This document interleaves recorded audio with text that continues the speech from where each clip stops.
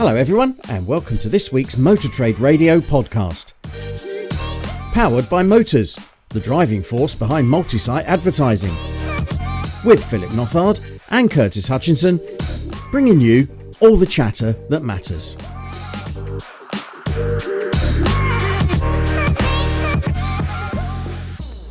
Well, welcome to episode 40, season 11. Phil's got a cold, so Yes. I may have to do all the talking this week. I might be going on mute a few times throughout this one. Yeah, it depends how long my throat can last. But I'm sure some of the listeners are probably thinking, thank God for that.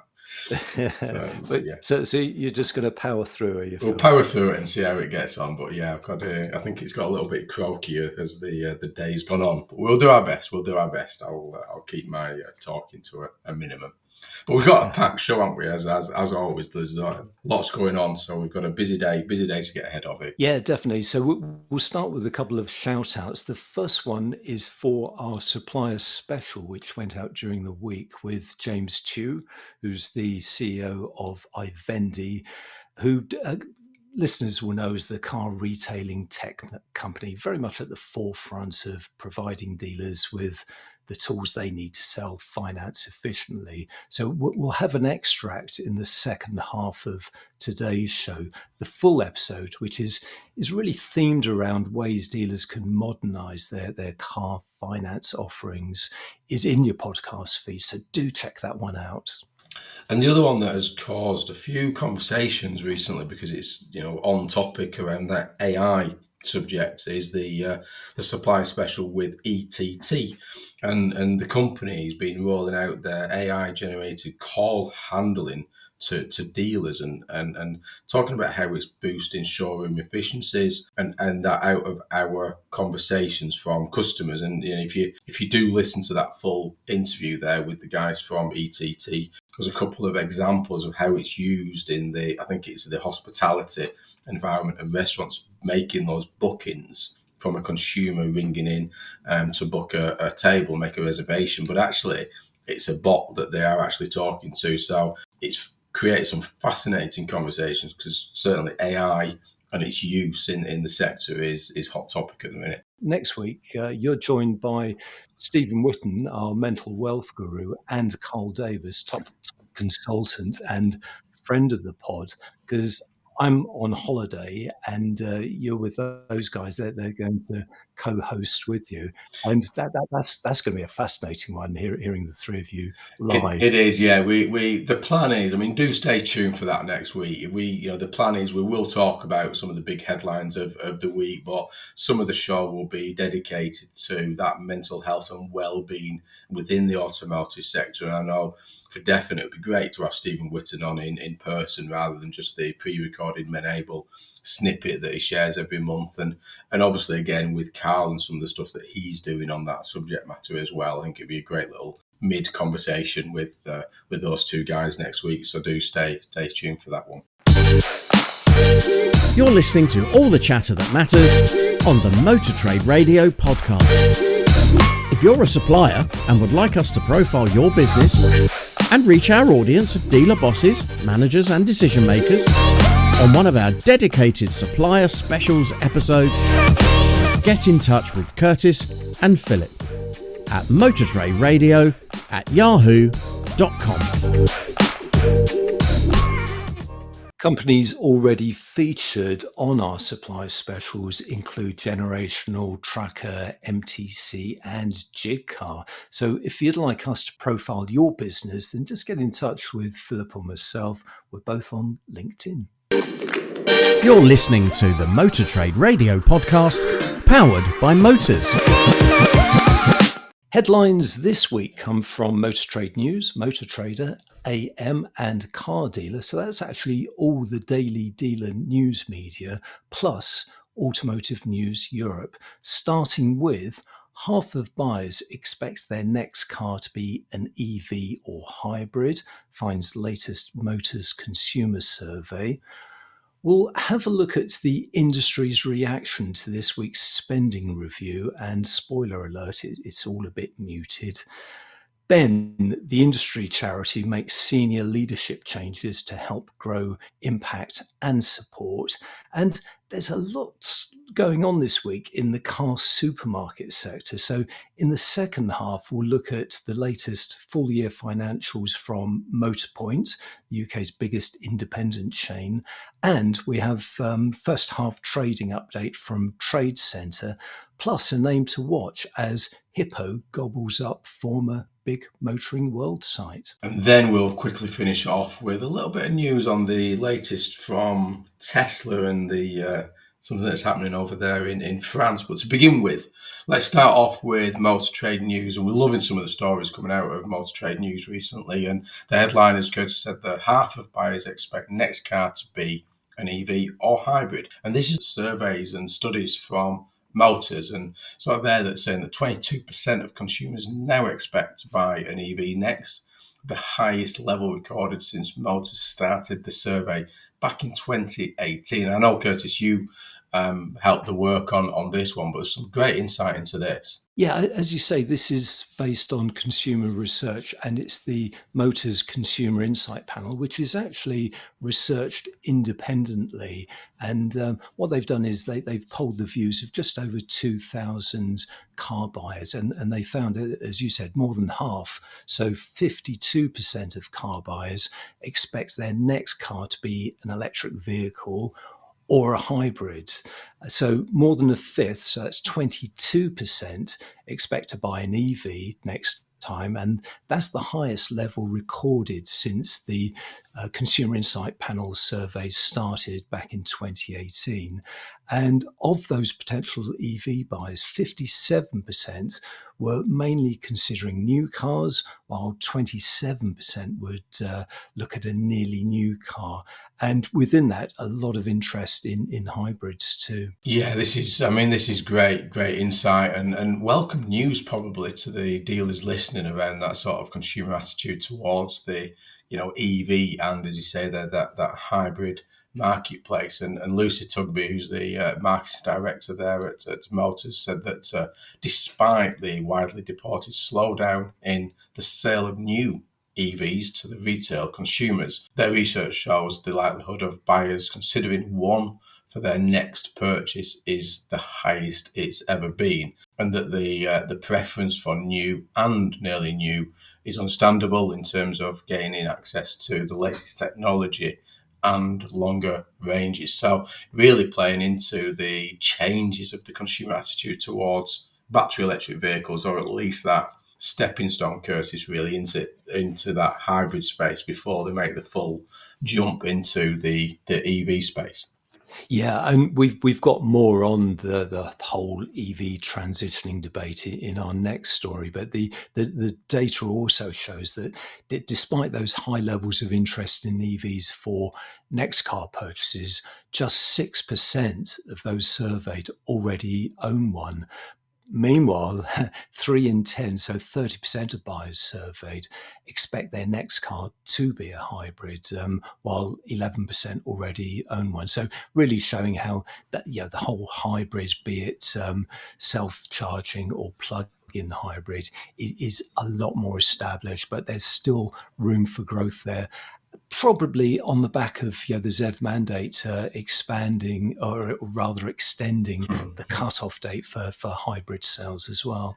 And sticking with that, and a little segue slightly into what's come out of the spending review this week, and heading over to Motor Trade News, that spending review allocates 1.4 billion to promote uptake to electric vehicles. And this is really, this was the announcement that came out on the Wednesday of this week from Rachel Reeves, Chancellor there at the UK government. And obviously they're linking about the allocation of investment into the infrastructure and decarbonisation for transport in the UK market. And hopefully that this will lead to an uptake in EV, transition to EV, and saying that there's also a 400 million for the future rollout of charging infrastructure, building on the almost 80,000 public charging devices already available. We'll get onto that in a minute.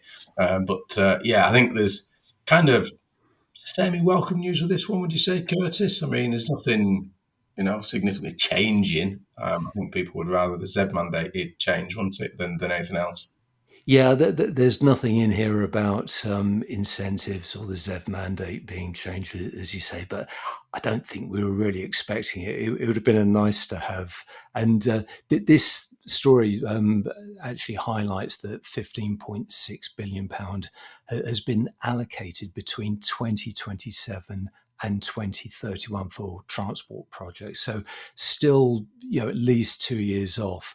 And in terms of industry response, it's been a rather muted. I think it's probably the best description of it. So Sue Robinson, chief exec of the National Franchise Dealers Association, said the government spending review sets a crucial tone for the coming years. And while it is welcome to see investment directed towards infrastructure, skills and EVs, Rachel Reeves' review, like the spring statement, has left some issues in the dark. And Sue Robinson goes on to say that the NFDA acknowledges the investment for EVs. However, the government needs to clarify how the £1.4 billion will be spent. And we still remain of the view that the government needs to be incentivising consumers to purchase a new vehicle. So that was very much reflected also by Mike Hawes from the SMMT, who was quoted saying something very similar in Fleet News, and all about the incentivising buyers to actually purchase EVs in the first place, because that still is what the market needs to get the retail sales going. We know that EVs are doing well in the corporate sector, but they are now lagging behind in retail. Yeah, and as a side to that, it's been announced this week, which kind of highlights the challenges and why the NFDA with Sue Robinson and Mike Hawes there from the SMMT are continually sort of voicing that we need more. That there was a Financial Times announcement this week that EDF, who's the French organisation, is to buy the listed EV charging company Podpoint for 10 million.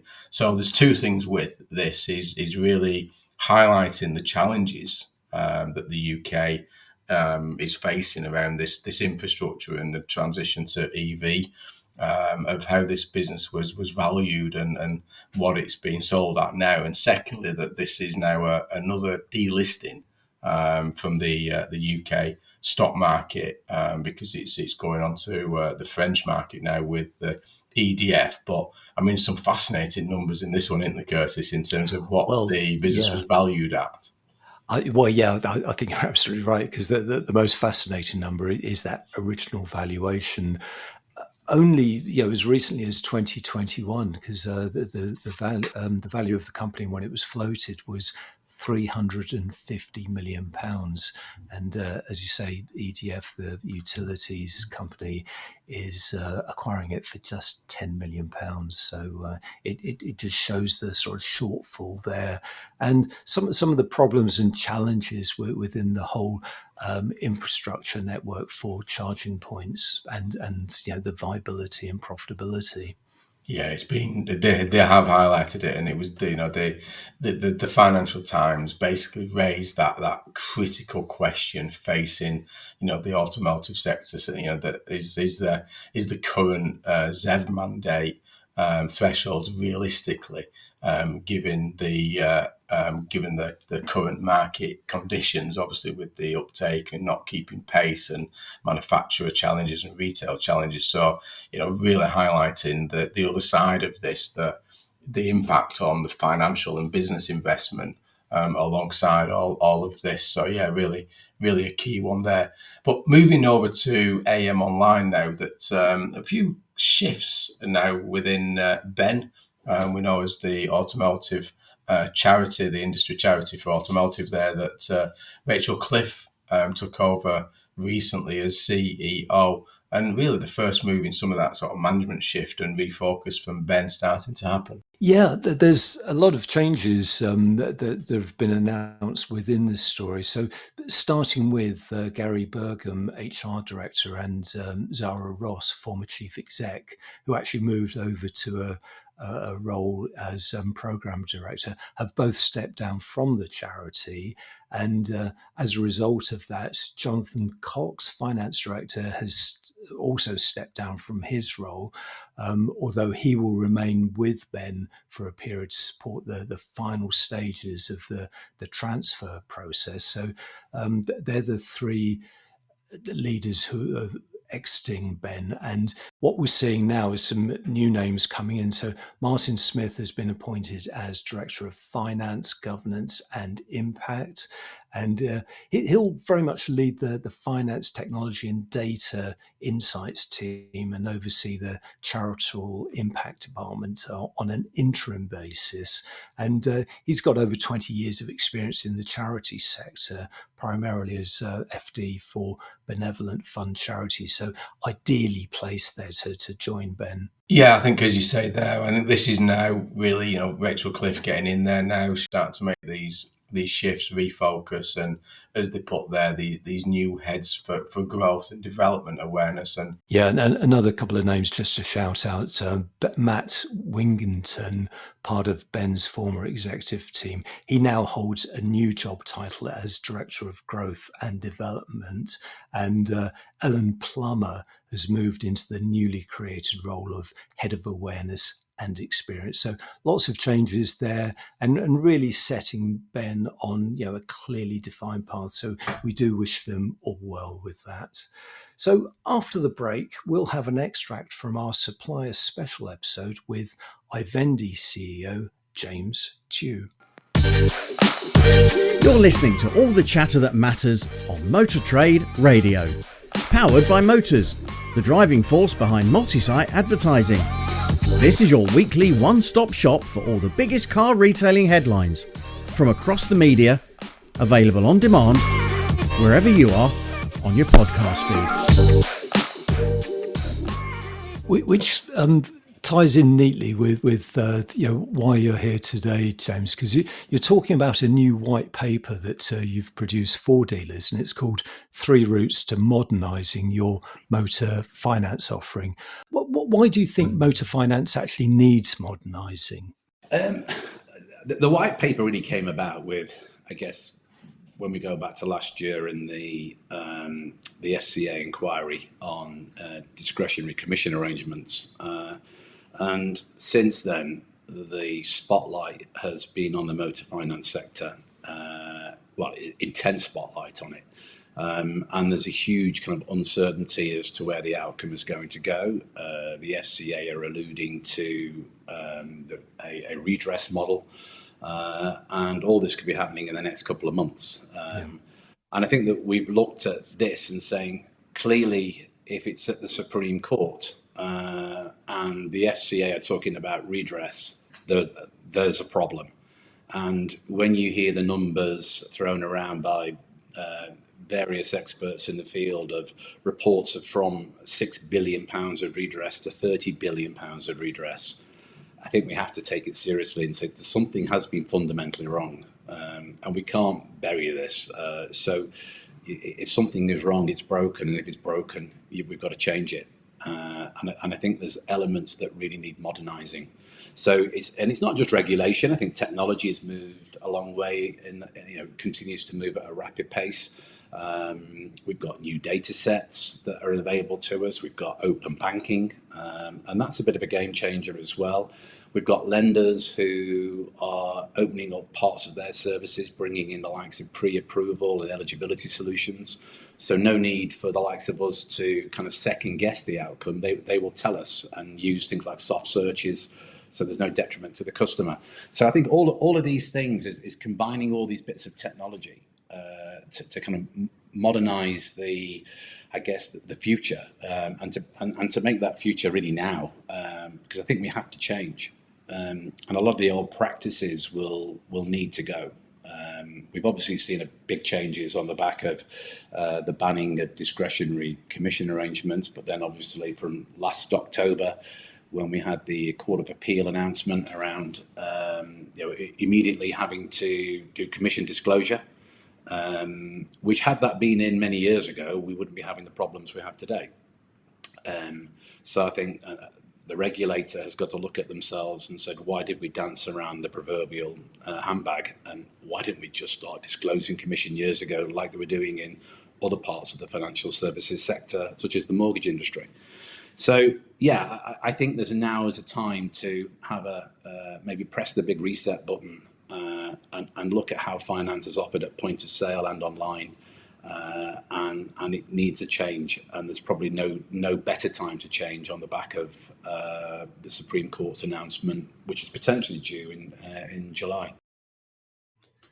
Yeah, some really topical insight there from James Chew, and really showing, putting some context around the DCA, the FCA redress, how it will impact the sector generally and dealers specifically, and how they can better manage that. And the sort of recurring theme of our conversation was how to modernize those car finance offerings and sort of make them fit for purpose. And that efficiency and things like this, isn't it? I mean, there's a lot that the dealer sector particularly are facing at the minute, and anything that can simplify that and make them more effective and more efficient in the way their finances are, the propositions are proposed, etc. Then it's all welcome. So as we said earlier, the full podcast for that interview with James Chew is on your podcast feed from earlier on this week. So do take a listen to that, and there's a link to the white paper on there as well. So we'll probably put it on the newsletter on Monday morning, I think, Curtis, won't we?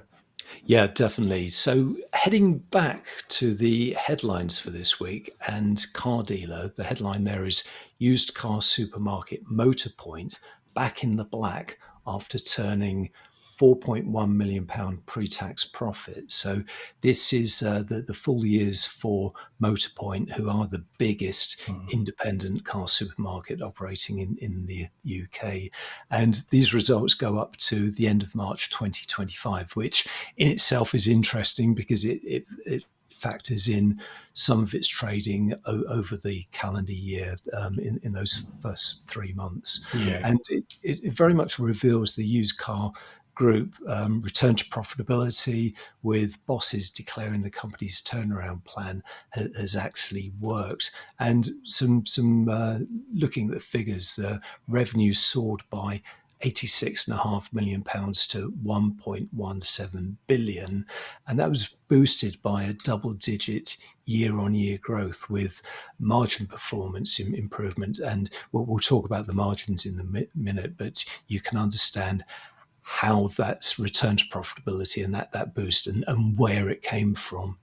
Yeah, as you say there, I mean, we were talking quite a lot in recent years, really, about the challenges that Motorpoint had faced and some of their financial difficulties. And at the time, there was as you say there, a big focus on doing that back to basics proposition. Yeah, very much so. And that's all included in this story. And looking at last year, so that full year, the company sold, and these really are impressive figures, 87,700 cars were sold last year. And that was actually up 12.4% year on year, while days in stock shrunk by 2 days to 43 on average.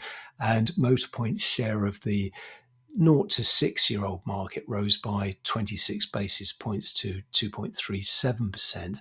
And looking at those margins, gross profit margins jumped by 100 basis points to 7.7%, and retail gross profit per unit was up by £113 to 1,335, with gross profit per unit up £42 to 388. So that's really sort of fleshing out where the profits came from, especially for a business that sold just under 90,000 units last year. Yeah, and Mark Carpenter has really got a reason to be genuinely pleased with that performance, Antti, in terms of that turnaround, and as I said there, that the brilliant basics program that they did to really start to improve that business performance and margin profitability performance. Yeah, because he does actually say Motorpoint has experienced several years of considerable economic headwinds that have hampered our industry. We responded in 2024 with our Brilliant Basics program, which right-sized the business and improved margin performance, as we've just seen.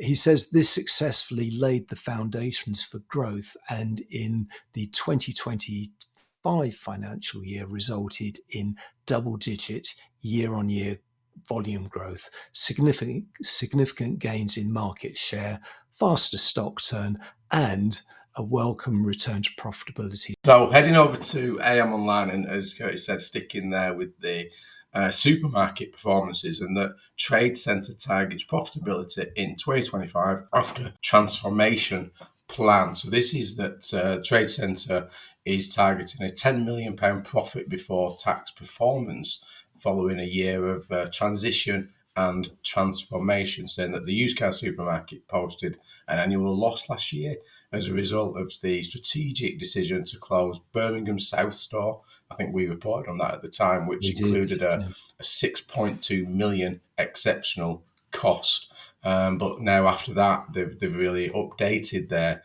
market performance for the first half of the financial year ending May of this year, shows a 4.7 million profit before the tax result, including the difficult December opening month of the trading period. So really, again, demonstrating this turnaround for this business as well.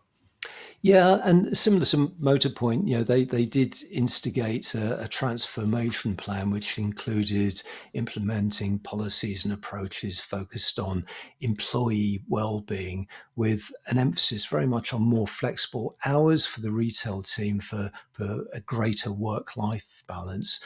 While this initiative initially increased costs, the business is reporting improved productivity as a result of that.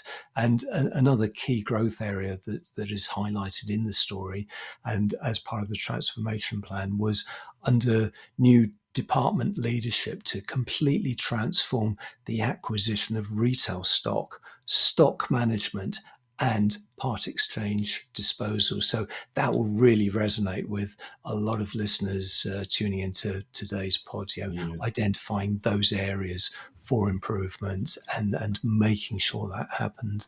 Yeah, it'd be interesting when we start to see this result as we develop through 2025 there. And a supermarket that you probably don't hear that much of is, and heading over to car dealer, is Hippo Motor Group. And this is that continues to scale up operations with new showroom in Peterborough. And this is that the firm has soft launched the showroom ahead of a full opening next month, in the month of July, and that the site is the former Big Motoring World dealership there down in Peterborough. And its opening is part of the bold plans to develop the company's operations. So, I mean, that's a significant site that they bought there from ex-Big Motoring World. Yeah, it is. And Big Motoring World, they didn't own it for that long. And it is a good move for Hippo. Now, I wasn't that familiar with Hippo Motor Group, so I did a bit of research on them. And the family-owned business that can actually be traced back to the early 1900s. So this has been around for a long, long time, but under the Preston's name. So it was originally a franchise dealer group, Preston's representing BMW, Mini, Land Rover, and it traded as a franchise group until 2007, and then relaunched and pivoted as an independent.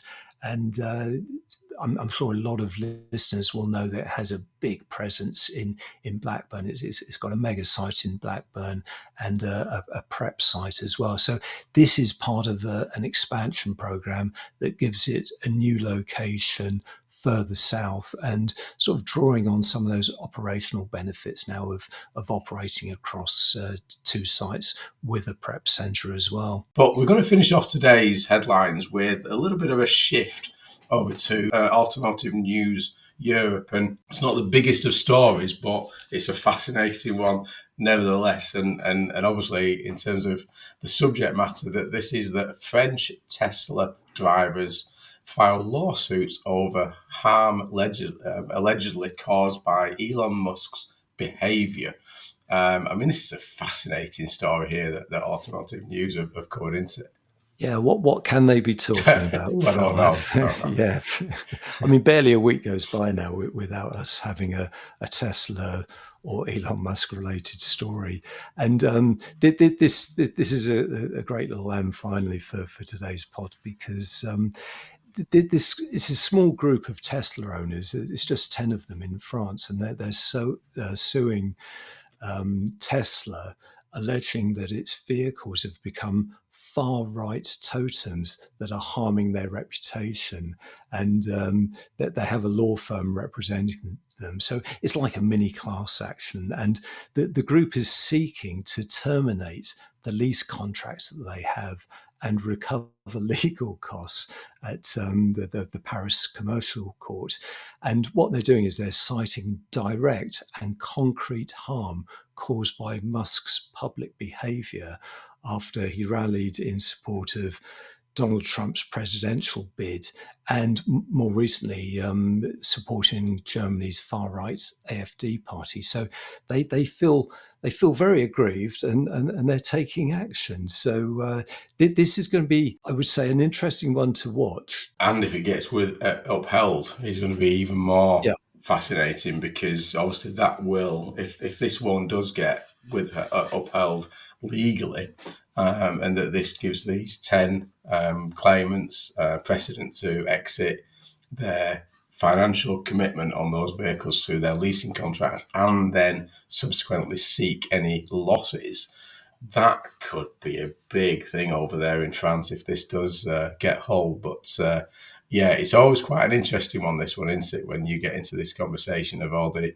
stickers that people are putting on their vehicles and vandalism to vehicles across the I bought this Tesla before Elon went crazy. Yes, almost that effect. Yeah, so it's great. I mean, it's going to be seeing what does happen with these leaseholders in this lawsuit with what the outcome is going to be. But yeah, we'll see with that one. He's not. Can't really do much to his shares. He's up and down like a yo-yo his shares anyway. Yeah. I don't think he loses too much sleep over them. Ordinary, normal people probably would, but not Elon Musk. There's a comment from the lawyers representing the group here saying that Tesla vehicles have become powerful political symbols and are now perceived as true far-right totems, much to the dismay of those who purchase them solely as innovative and eco-friendly vehicles. So really putting some context in there. Definitely. So that's it for this week. Apologise for my throat and my voice and dropping off a little bit there. Hopefully it didn't impact the headlines too much. As we say there, do have a listen to the special interviews there on your podcast feeds from both ETT and James Chew there at iVendi. And if you haven't listened to it yet, you need to listen to the full interview there with Robert Forrester from the week before that people are still talking about today. So hopefully we've covered a lot of the headlines there. These headlines will be, as usual, on the newsletter on Monday morning that you can subscribe through our LinkedIn channels there, and you can get that on a Monday morning with all the links to the news headlines we cover each week. Yeah, well done, Phil. You made it to the end of the pod with your throat just about intact. So well done. Just there. Yeah. But that's all for now. So many thanks for joining us on the Motor Trade Radio podcast. Until next time, it's goodbye from me. And it's goodbye from him. Thank you for listening to the Motor Trade Radio podcast, powered by Motors, the driving force behind multi-site advertising. We'll be sharing all the URLs from this week's headlines on Monday morning. To make sure you receive them, just subscribe to the free newsletter on our LinkedIn page. Just search Motor Trade Radio Podcast.